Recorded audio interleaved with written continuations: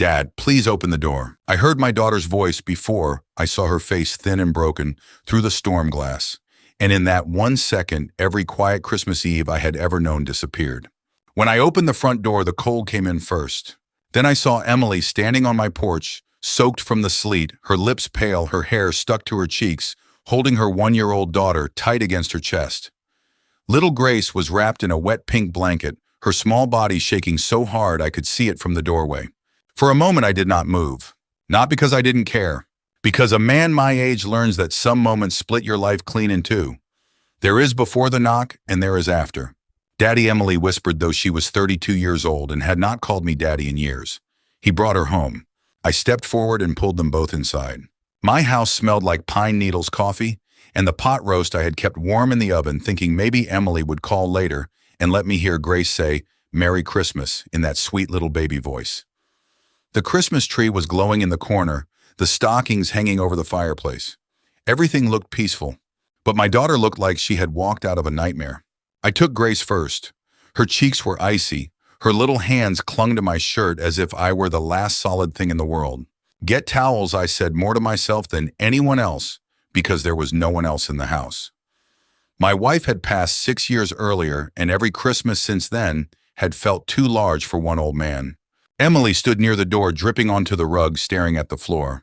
"Dad," she said, her voice trembling as Mother packed up our things. I turned back slowly. "What?" She put our clothes in trash bags, mine and Grace's. She said I was embarrassing the family. She said if I had been a better wife, Mark wouldn't have needed someone else. I felt something tighten deep in my chest. Not anger yet. Anger is hot. This was cold. Emily swallowed hard. Then Mark told me to leave. I asked for Grace's coat, her diaper bag, her medicine. His mother said I could come back tomorrow when I was ready to behave. I looked down at Grace. Her breathing was uneven, soft little hiccups against my shoulder. "And you walked here?" Emily nodded. "Your phone." He took it, said it was on his plan. "Your car?" "Blocked in the driveway." My God, Emily. She finally looked at me then, and I saw the shame in her eyes. Not because she had done anything wrong, because cruel people have a way of making decent people feel responsible for surviving them. I wrapped one arm around her and held my granddaughter with the other. "You're home now," I said. "Both of you." She broke then. Not loudly, just folded into herself like a child crying into the shoulder of the old flannel shirt I had worn all day. I got them warm, dry clothes for Emily, a soft blanket fresh from the dryer for Grace. Warm milk, chicken broth, a thermometer. I moved slowly, carefully, because panic helps no one, especially a baby. But inside I was counting. No coat, no phone, no car, no medicine, no documents. By the time Grace stopped shivering and fell asleep in my recliner, tucked under my late wife's quilt, I walked to the front window and looked out at the dark street. My daughter sat behind me, wrapped in a blanket, whispering, "I'm sorry, Dad." I reached into the bowl by the door and picked up my keys. My fingers closed around them until the metal bit into my palm. "You have nothing to be sorry for," I said. Then I looked through the glass at the falling sleet and thought of the man who had thrown my child and grandchild into the cold on Christmas Eve. And I knew one thing for certain. They had picked the wrong family. Morning came quietly, but there was nothing peaceful about the house. The coffee brewed as it always had. The old clock in the kitchen ticked with its familiar rhythm. Snow had settled over the neighborhood during the night, covering everything in a blanket of white that almost made the world look innocent. Inside my home, innocence had already been stolen. Grace was the first to wake. She toddled across my living room in the oversized Christmas pajamas I'd bought weeks earlier, never imagining she'd be wearing them under my roof on Christmas morning. She pointed at the lights on the tree and clapped her tiny hands. "Pretty," she whispered. Emily smiled for the first time since arriving, though it barely lasted a second. I poured her a cup of coffee and set it in front of her. "Eat something first," I said. "I'm not hungry." "I know." She looked at the plate anyway. Neither of us touched our breakfast for several minutes. Finally, I asked the question I'd been holding back since last night. "Start from the beginning." Emily stared into her coffee. "It didn't happen overnight." I wasn't surprised. Most broken marriages don't. "Mark changed almost a year ago," she said quietly. "He started working late, protected his phone, stopped asking about Grace. Every conversation turned into an argument somehow. I listened without interrupting. He kept saying I wasn't ambitious anymore." She laughed once bitterly. "I was raising our daughter." I nodded. "I know." His mother agreed with him. She said motherhood was becoming an excuse. She kept telling me that successful women don't let themselves go. Emily looked down at her hands. I believed her for a while. That sentence hurt more than anything else she'd said. Because I knew my daughter. She had never been weak. She had simply spent years listening to the wrong voices. It got worse after Thanksgiving, she continued. Mark stopped pretending.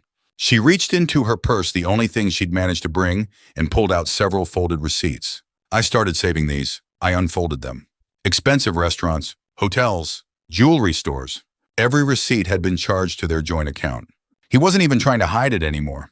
No, he wanted me to find them. She nodded. I think so.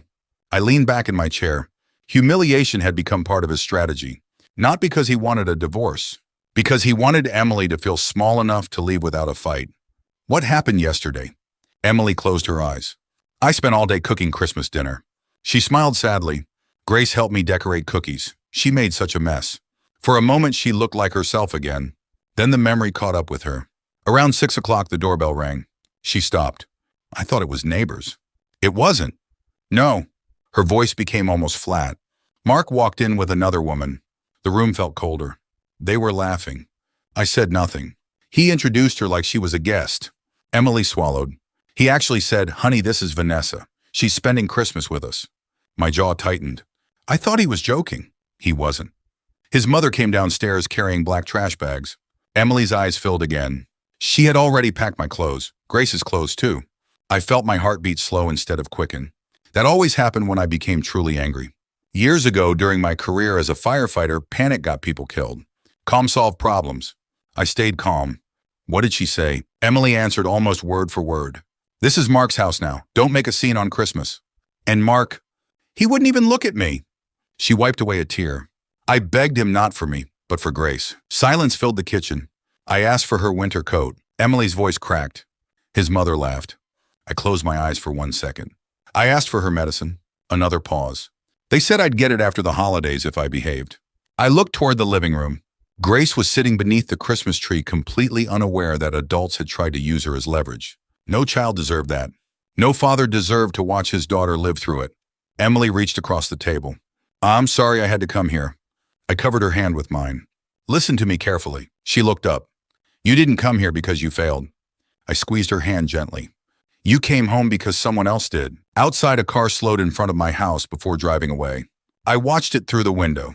Something told me the story was only beginning. What happened last night wasn't just cruelty. It had been planned. And if it had been planned, someone had already started the next move. The next move came sooner than I expected. The phone rang just after 9 the following morning. I glanced at the caller ID. Mark. Emily looked up from the living room floor where she was helping Grace stack wooden blocks. The color drained from her face. You don't have to answer, she whispered. I know. I let it ring twice before picking up. Mark? Frank? He said, sounding almost cheerful. Merry Christmas. I didn't return the greeting. What do you want? I just wanted to make sure Emily made it to your place safely. There was something rehearsed about his voice. Too smooth, too careful. She did. Good. He paused. I figured she'd calm down after a night's sleep. I looked through the kitchen window at the fresh snow covering my backyard. She didn't leave because she was upset. Another pause. Frank, let's be honest, Emily overreacts. That sentence told me everything I needed to know. He wasn't calling to apologize. He was laying the foundation for something. I don't think throwing your wife and baby out on Christmas Eve qualifies as an overreaction. His tone hardened. That's not what happened. No, Emily chose to leave. There it was. The first lie. I didn't argue. At 60 years old, I'd learned that people determined to lie usually reveal far more than people trying to tell the truth. So that's your version. It's the truth. I simply said, I see. He sounded surprised that I wasn't fighting back. I'm glad we're being reasonable, he continued. I'd rather keep lawyers out of this. Lawyers. Interesting. No one mentions lawyers unless they've already been thinking about them. What exactly are you asking for, Mark? I just want Emily to come back, apologize to my mother, and stop making false accusations. I almost laughed. Instead, I asked one question. Where's Grace's winter coat? Silence. And her medicine? More silence. I'll tell Emily you called. I hung up before he could answer. When I turned around, Emily was standing in the doorway. What did he say? He says you left on your own. She looked away. I figured. He also mentioned lawyers. Her head snapped back toward me. So he's already planning it. I think he has been for a while. She sank into a chair. I don't understand. I do. She waited. When someone repeats a lie before anyone accuses them, it's usually because they've already decided that's the story they'll tell. Emily rubbed her temples. I never wanted any of this. I know. Grace wandered into the kitchen carrying a stuffed rabbit. Papa? She reached both arms toward me. I picked her up. Children have a way of reminding you what truly matters. She didn't care about houses. She didn't care about bank accounts. She only cared that someone safe was holding her. That afternoon, I drove Emily back to her neighborhood. Not to confront anyone. To observe. Experience had taught me something valuable over the years. Before you make a move, understand the board. We parked half a block away. Mark's SUV sat in the driveway. Another sedan was parked beside it. The same red sedan Emily recognized. Vanessa. The curtains in the front window moved. Someone was watching the street. They know we're here, Emily whispered. I know. We should leave. In a minute. I studied the property, the security cameras, the neighboring houses, the mailbox, the side entrance, everything. Then my eyes stopped on something unexpected. A large stack of black trash bags sat beside the garage waiting for garbage pickup. Emily followed my gaze. My clothes. Maybe. She shook her head. They threw everything away. I don't know yet. I started the engine. We're leaving already. Yes. Aren't we going to knock on the door? I smiled faintly. No. She frowned. Why not? Because today isn't about winning. She looked confused. It's about learning. As we drove away, I checked the rearview mirror. The curtain moved again. Someone inside that house thought we had come to beg. They had no idea I had spent 35 years solving problems by paying attention to details other people ignored. And one detail kept bothering me. If they were so certain Emily had left voluntarily, why were they watching every car that drove down the street? For the next 3 days, I stayed busy. Not because I wanted to distract myself, because grief and anger become dangerous when they have nothing useful to do. Emily spent most of her time helping Grace settle into a new routine. Children that young adapt faster than adults, but I could see the confusion in Grace's eyes whenever she looked toward the front door, as if she still expected her father to walk in smiling. Emily noticed it too. She still reaches for him, she said one evening. She's too young to understand. She loves him. I looked at my granddaughter coloring with broken crayons on my kitchen table. She loves the father she thought she had. Emily lowered her eyes. The following morning, we made a list of everything she had left behind. Driver's license, passport, social security card, Grace's birth certificate, health insurance cards, vaccination records, savings bonds my late wife had bought for Grace. Emily frowned. My jewelry is gone too. The engagement ring. She nodded. My grandmother's necklace. I wrote everything down. Nothing was too small. People often focus on the biggest loss and forget the little things. Lawyers don't.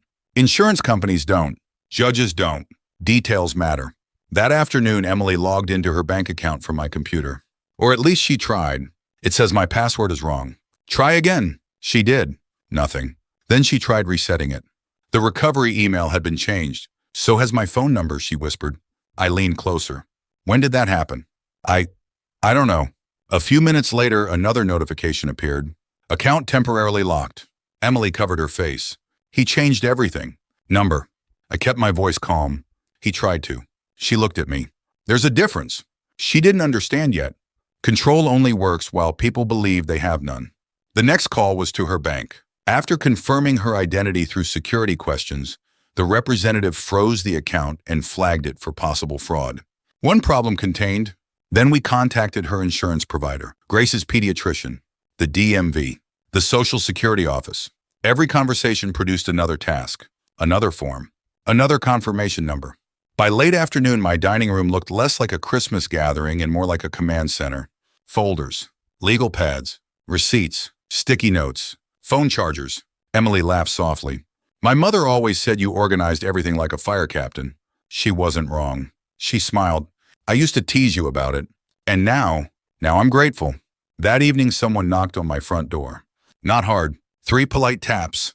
I opened it to find my next-door neighbor, Harold. Retired mail carrier. Good man. He held a small package. Thought this belonged to Emily. Inside were several Christmas cards that had accidentally been delivered to his house. As he turned to leave, he hesitated. Frank, can I ask you something? Of course. I saw a young fellow driving slowly past your house twice yesterday. So did I. He stopped at the corner both times. What kind of car? Harold described the red sedan Emily had seen outside her former home. Vanessa's car. He looked nervous, Harold added. Or she, I said. Harold nodded. Whoever it was. After he left, I stood on the porch for a long moment. They weren't simply waiting. They were checking on us. Why? If Mark truly believed Emily had abandoned the marriage, why monitor her father's house? Unless he wasn't worried about Emily. He was worried about something she might still have. I walked back inside. Emily? She looked up. When you left that night, what exactly did you carry out of the house? She thought carefully. Grace. Yes, my purse. What was inside? My wallet. She paused. A few diapers. Then her eyes widened. Oh no. What? My document folder. What document folder? The blue accordion file. She turned pale. It had copies of our tax returns, bank statements, mortgage papers, retirement accounts, everything. Where was it? In the hall closet. You're sure? She nodded slowly. I forgot it.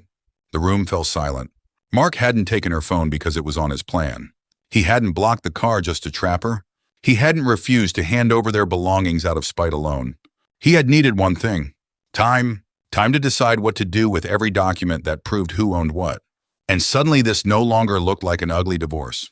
It looked like preparation for something much bigger. The moment I realized those missing documents mattered, I stopped thinking like an angry father. I started thinking like a man building a case. That was something life had taught me long before retirement. During 35 years with the fire department, I learned that the loudest flames rarely cause the most damage. It was the hidden fire inside the walls that destroyed an entire house. Mark wasn't acting emotionally. He was acting deliberately. The next morning, I called an attorney an old friend had recommended years earlier. Her name was Linda Matthews. She specialized in family law. After hearing a brief summary, she said something that stayed with me. Mr. Walker, don't chase him. I wasn't planning to. Good. Let him keep talking. People planning a lie almost always leave fingerprints. We met that afternoon. Linda spread a yellow legal pad across her desk. Tell me everything, she said. For nearly 2 hours, Emily and I walked through the last 12 months. The late nights, the unexplained expenses, the joint accounts, the missing paperwork. Christmas Eve. Every detail. Linda rarely interrupted. When she finally spoke, she circled 3 items on her notes. First, changing passwords without authorization. She made another circle. Second, withholding your daughter's identification and medical records. A third circle. And third, she looked directly at Emily, forcing a 1-year-old child out of the home during freezing weather. Emily lowered her eyes. I keep wondering if I should have stayed. Linda answered immediately. No. Emily looked surprised. If someone creates an unsafe environment for your child, leaving isn't abandonment. She paused. It's protection. I saw Emily's shoulders relax for the first time in days. Linda wasn't giving false hope. She was explaining the law. Before we left, she handed us a list. Start gathering evidence. What kind? Everything. She smiled slightly. Pictures, receipts, text messages, emails, bank statements, witnesses, anyone who saw what happened. As we drove home, I remembered the houses across from Mark's neighborhood. Neighbors. Porches. Doorbell cameras. I didn't say anything yet. Ideas are better when they've had time to breathe. The following morning, I returned to Mark's street alone. Not to confront him. Not even to drive past his house. I parked 2 blocks away and began walking. People notice cars. They rarely notice an older man taking a slow walk through a neighborhood. I greeted a woman walking her golden retriever, waved to a retired couple hanging Christmas decorations. Eventually, I reached the house directly across from Mark's. An elderly gentleman was clearing snow from his driveway. Morning, I called. Morning. We talked about the weather first, then football, then grandchildren. Only after 10 minutes did I mention my daughter. His expression changed immediately. Oh, he rested both hands on his shovel. I've been wondering if she was all right. You saw something? He nodded. I heard yelling Christmas Eve. He glanced toward Mark's house. Didn't feel right. My heartbeat slowed. What exactly did you see? I saw 2 women standing outside. He frowned. One was holding a little baby. Emily. Grace. I almost walked over. Why didn't you? The older woman. He shook his head. She kept shouting that they weren't welcome anymore. I didn't interrupt. Then another young woman came out of the house carrying wine glasses. Vanessa. The whole thing made my wife cry. He looked embarrassed. We should have done more. You've already done more than you realize. He blinked. I smiled. Would you be willing to tell that story again if an attorney asked? Without hesitation, he answered. Absolutely. As I walked back toward my truck, my phone buzzed. It was Linda. I've got news, she said. What happened? Mark filed first. I wasn't surprised. What is he asking for? There was a brief silence. Then she said the words I had feared all along. He isn't just asking for a divorce. She took a breath. He's asking for full custody of Grace. I wasn't shocked. Disappointed, yes. Angry, certainly. But not surprised. When someone spends months rewriting the truth inside their own mind, the next step is usually trying to rewrite it in a courtroom. I pulled my truck into a quiet park before calling Emily. How bad is it? She asked before I could speak. Come sit with me when I get home. There was a long silence. He's asking for Grace, isn't he? I closed my eyes. Yes.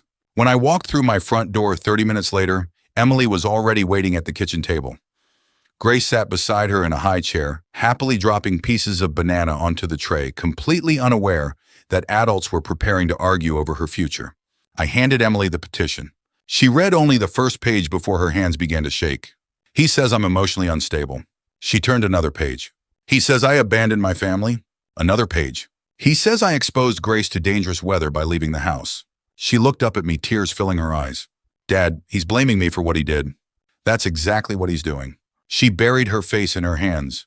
I don't know how to fight someone who lies like this. You don't.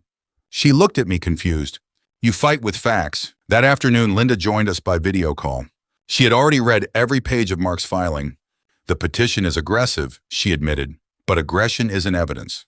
She highlighted several paragraphs. Notice how many times he uses words like believes, feels, and appears. Emily nodded. Very few actual facts. Linda leaned closer to the camera. He wants the judge to see a frightened husband protecting his child. But that's not what happened. I know. Linda smiled gently. Our job isn't to be louder than him. It's to be more credible. For the next several days, our lives settled into an unexpected rhythm. Every morning, Emily and I worked through another folder. Phone records, credit card statements, medical appointments, pediatric records showing Grace had never missed a checkup, photographs from birthdays, holidays, and family picnics. Every image told the same story. Emily had been there, always, feeding, bathing, reading bedtime stories, holding Grace through ear infections and fevers. Mark appeared in some pictures. Emily appeared in nearly all of them. Late one afternoon, Linda called again. I've received Mark's financial disclosure. And it doesn't match the tax returns Emily saved. I frowned. What do you mean? Several investment accounts are missing. Emily looked puzzled. He told me he closed those. Linda shook her head. I don't think he did. She paused. I think he's hiding assets. That changed everything. Family court judges expect marriages to fail. They expect arguments. They even expect infidelity. They do not appreciate dishonesty under oath. For the first time since Christmas Eve, I sensed the balance beginning to shift. Not because we had uncovered some dramatic secret, because little inconsistencies were starting to form a pattern. One lie about the weather, one lie about Emily leaving, one lie about the finances, one lie about the child. Individually, they looked small. Together, they painted a very different picture. That evening, after Grace had fallen asleep, Emily and I sat on the back porch wrapped in heavy blankets. Snow covered the yard. The Christmas lights still hung from the fence, though neither of us had the heart to take them down. I keep thinking I should have seen this coming, she said quietly. I looked toward the stars. When your mother was alive, she used to tell me something. Emily smiled faintly. Love isn't supposed to make you afraid. I nodded. You weren't blind. She looked at me. You trusted the wrong person. Before we went inside, my phone buzzed again. It was Linda. I've just received something through Discovery. What is it? A list of witnesses. I waited. The first name is Mark's mother. That was expected. The second is Vanessa. I sighed. And the third, Linda stopped for a moment. I think you'll find this one interesting. Who is it? The next door neighbor. I stood up so quickly my chair scraped across the porch. The neighbor across the street? No. The one living right next to Mark. The one person who could have heard everything through the walls. The moment Linda mentioned the next door neighbor, I felt something I hadn't felt in weeks. Hope. Not the kind that comes from wishful thinking. The kind that grows quietly when the truth finally finds someone willing to speak. The neighbor's name was Daniel Brooks, retired Air Force, 71 years old, Vidover. According to Linda, Mark's attorney had listed him as a witness, expecting him to support Mark's version of events. That struck me as odd. If he's on Mark's witness list, I said, why does that make you sound optimistic? Linda smiled. Because I spoke with him this afternoon. Emily leaned forward. And he asked whether he was required to lie. The room fell silent. What do you mean? Emily asked. Linda folded her hands. He said Mark's attorney never asked him what actually happened. They simply assumed he would support Mark because they're neighbors. I couldn't help smiling. That's a dangerous assumption. It usually is. The following afternoon, Linda arranged a meeting with Daniel at her office. He walked in carrying a small notebook. I've been writing things down since Christmas, he explained. My memory isn't what it used to be. I liked him immediately. People our age understand the value of written notes, Linda began gently. Mr. Brooks, tell us exactly what you saw. He opened his notebook. December 24th, around 6:15 in the evening. He looked at Emily. I heard shouting. Emily lowered her eyes. I looked through my front window. He turned another page. I saw Mark standing inside the doorway. Another page. His mother was carrying black trash bags. Emily reached for my hand. My granddaughter was crying. Daniel nodded slowly. I remember that. He swallowed. I also remember asking my wife if we should call the police. What stopped you? Linda asked. We thought maybe it was just a family argument. His voice became quieter. I've regretted that every day since. Emily shook her head. You couldn't have known. No. He looked directly at her. But I knew enough. Then he reached into his coat pocket. I brought something. He placed a small flash drive on Linda's desk. My son installed security cameras after my wife had surgery last year. Linda looked at him. Your cameras, they face my driveway. He smiled apologetically. But they also catch part of Mark's front yard. No one spoke. Daniel continued. I checked the recordings after hearing about the custody case. He slid the drive across the table. I thought you should have them. Linda plugged the drive into her laptop. The video loaded. Christmas Eve. Snow. The front of Mark's house. There was no sound. None was needed. Emily appeared carrying Grace. Mark stood inside the doorway. His mother dragged 2 black trash bags onto the porch. Then came the moment that made my stomach turn. Emily reached back toward the doorway. She was clearly asking for something. A coat, a diaper bag, medicine. We couldn't know which. Mark's mother shook her head. Then she stepped backward. The front door closed. The porch light went out. Emily stood there holding Grace for several seconds before walking away into the freezing night. No one in the room said a word. Linda finally broke the silence. She paused. This changes everything. Daniel looked relieved. I was afraid it wasn't enough. Linda looked him straight in the eye. It's more than enough. As we left her office, snowflakes drifted lazily through the gray afternoon. Emily stopped beside my truck. I've watched that night 100 times in my head. She wiped away a tear. For the first time, I know I'm not crazy. I wrapped my arm around her shoulders. You never were. My phone buzzed before we reached the driver's door. Another message from Linda. The court has moved the custody hearing forward. Instead of several weeks away, it would begin in 5 days. 5 days. That was all we had. 5 days to organize months of evidence. 5 days to prepare for the most important hearing of Emily's life. The weekend disappeared into stacks of folders, legal pads, and coffee cups. My dining room had become our headquarters. Every document had its place. Every photograph was labeled. Every receipt was dated. Linda insisted on one rule. We're not trying to destroy Mark. Emily looked surprised. We're not. Linda shook her head. No, judges see bitter divorces every day. They expect people to exaggerate. What they don't expect is quiet, organized truth. That sentence stayed with me. Quiet, organized truth. On Monday morning, Emily practiced answering questions. Not dramatic answers. Not emotional speeches. Just the truth. What happened when Mark brought Vanessa into the house? He introduced her as a Christmas guest. Did you strike anyone? No. Did you threaten anyone? No. Why did you leave? Because I believed my daughter was no longer safe there. Linda smiled. Perfect. Then she looked at me. Mr. Walker, you'll probably testify as well. I expected that. Remember something? She leaned forward. Don't argue with Mark's attorney. I won't. Don't try to win. I won't. Simply answer the question that is asked. I nodded. At 60 years old, I no longer felt the need to have the last word. The truth usually did that on its own. The courthouse was already busy when we arrived Wednesday morning. Families filled the hallways. Children clung to parents. Lawyers carried boxes of files. No one looked happy. Family court never feels like victory. It feels like people trying to save whatever pieces of their lives remain.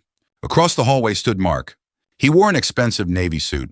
Vanessa stood beside him. So did his mother. For the first time since Christmas Eve, Mark looked directly at Emily. You've taken this too far, he said quietly.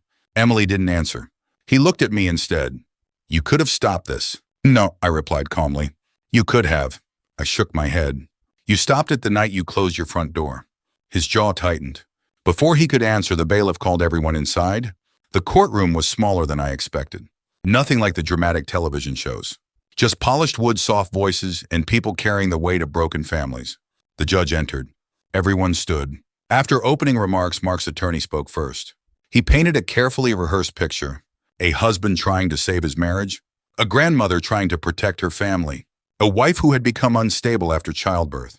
I watched the judge take notes. No expression. No reaction. Then Emily testified. She answered every question exactly as she had practiced. Slowly, clearly, without anger, without exaggeration. When Mark's attorney tried to interrupt her several times, the judge simply raised a hand. Let her finish. Mark testified next. He repeated the same story he'd told me on the phone. Emily became emotional. She chose to leave. He begged her to stay. His mother packed clothing only because Emily asked her to. Listening to him, I almost admired the consistency. Every lie matched the previous one. Then Linda stood. Your Honor, she said, I'd like permission to introduce Exhibit 21. The courtroom grew quiet. Mark looked unconcerned. So did his attorney.